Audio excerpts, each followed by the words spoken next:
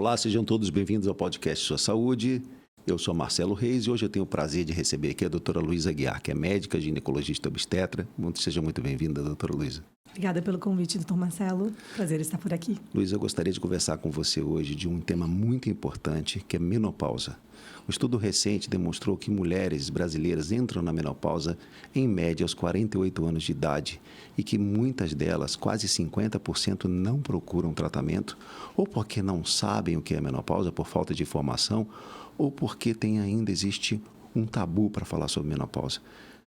Então, explica para quem está nos ouvindo o que é menopausa.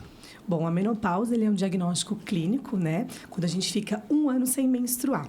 Mas a menopausa é só um nome, né, dessa fase de transição da vida reprodutiva para a vida não reprodutiva, que é essa fase de reprodução a gente chama de climatério.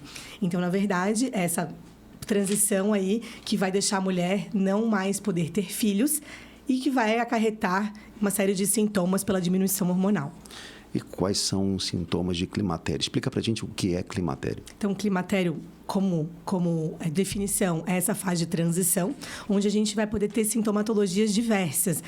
Eu digo que às vezes é mais fácil a gente dividir por lugares, né? Então, a gente pode ter sintomatologias psiquiátricas, alterações de sono, alteração de humor, irritabilidade. A gente vai ter sintomatologias, um sintoma muito importante que as pacientes reclamam muito, talvez o sintoma mais predominante que incomoda, que são os calorões, os fogachos, aquela sudorese noturna, que a paciente fala, eu acordei à noite, tive que trocar o meu lençol de tanto que eu estava suada, né? Então, é uma sintomatologia bem exuberante que incomoda. Alteração do padrão sexual, ressecamento vaginal, a síndrome geniturinária da menopausa, onde a gente vai ter as infecções urinárias, né? As incontinências urinárias, aumento da prevalência de prolapsos vaginais. Então, é uma sintomatologia realmente bem exuberante, que depois também vão acarretar em riscos para outras doenças, que depois a gente vai falar mais tarde. Luísa, quais são as opções de tratamento para quem tem menopausa hoje com esses sintomas? A opção de tratamento número 1 é a terapia de reposição hormonal, né? Claro, desde que você não tenha uma contraindicação ao uso. Então, hoje, o padrão ouro para a gente tratar a menopausa é a reposição hormonal. Existe, claro, algumas outras medicações para quem não pode usar, por exemplo, para a gente tentar tratar só os calorões ou para a gente tentar amenizar, mas a terapia mais eficaz ainda é a reposição hormonal. Não esquecendo da mudança do estilo de vida, que também impacta numa melhora sintomatológica, né? Então, isso também é importante.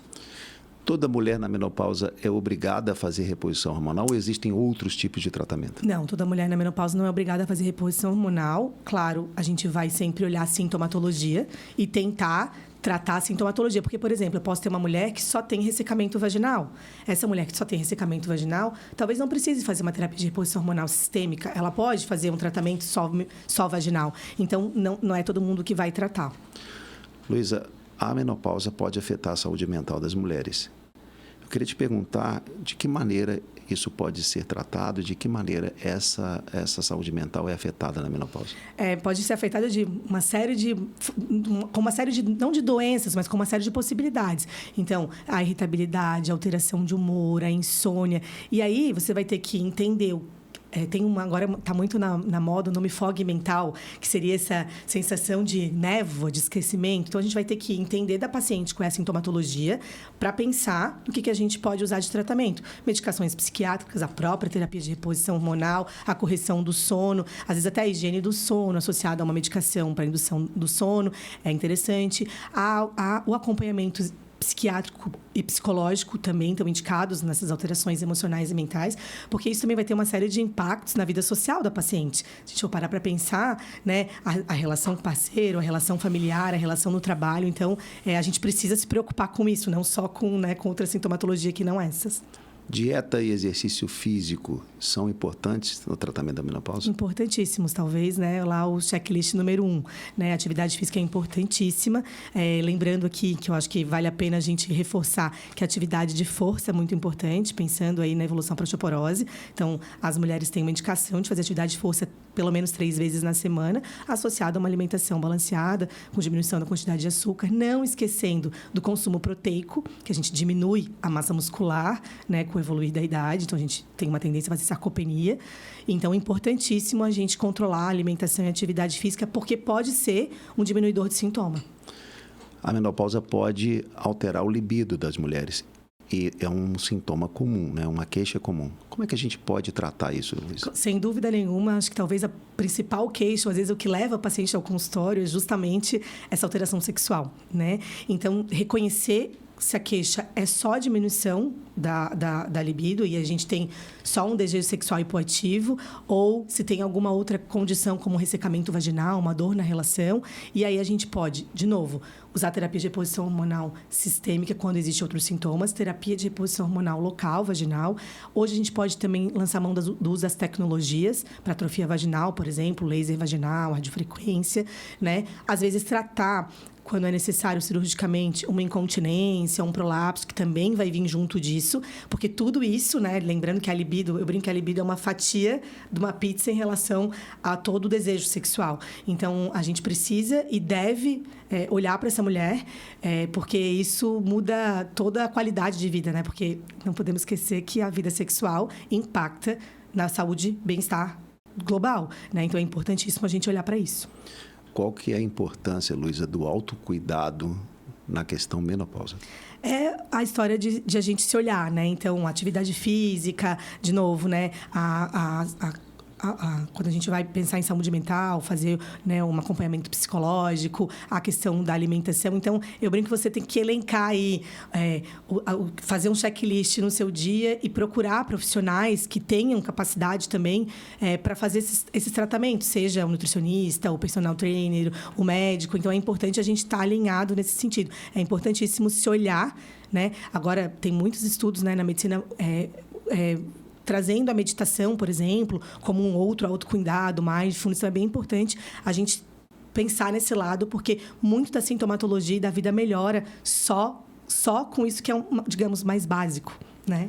Quais são os mitos mais comuns que a gente escuta hoje na menopausa? Eu acho que o mais comum é a história do eu não posso tratar. Menopausa é assim e eu tenho que aguentar esses sintomas, né? Então, isso é um mito. Hoje, a gente sabe que a gente tem uma rede de tratamentos bem importantes. Eu acho que isso é o que menos tem que ficar. Ou, né? A gente ouviu muito tempo, eu não sou tanto dessa geração, mas no passado a história de que câncer, tratamento de reposição hormonal é igual a ter câncer de mama. Acho que são os dois mitos que a gente precisa eliminar, né? Que a gente pode tratar paciente na menopausa e que a terapia de reposição hormonal, você não vai ter câncer de mama. Acho que são as duas coisas mais importantes. Luísa, descobri que estou na menopausa, estou com sintomas de menopausa. Quando eu devo procurar um médico? Na sintomatologia, né? Ao perceber que as coisas estão diferentes, né? Eu acho que já é o primeiro momento de você procurar um médico. Porque, lembrando, a menopausa, você tem que ficar 1 ano sem menstruar.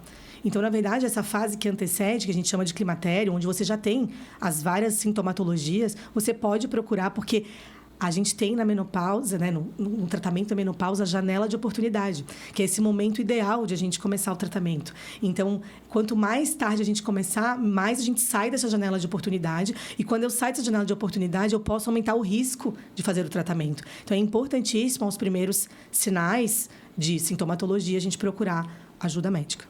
Luísa, a gente está chegando ao final do nosso podcast. Eu queria que você deixasse para quem nos ouve uma mensagem final sobre menopausa, essa condição importante na vida das mulheres, por favor. Eu acho que o mais importante é a gente saber que nós estamos cada vez mais vivendo mais, nós mulheres, e a gente pode viver com qualidade de vida mesmo estando na menopausa. Basta a gente procurar ajuda, né, e fazer os tratamentos indicados. Luísa, mais uma vez, muito obrigado. Eu conversei aqui com a doutora Luísa Aguiar, que é médica, ginecologista e obstetra. Eu te agradeço mais uma vez. Até o próximo episódio do Podcast Saúde. Obrigado, Luísa. Obrigada.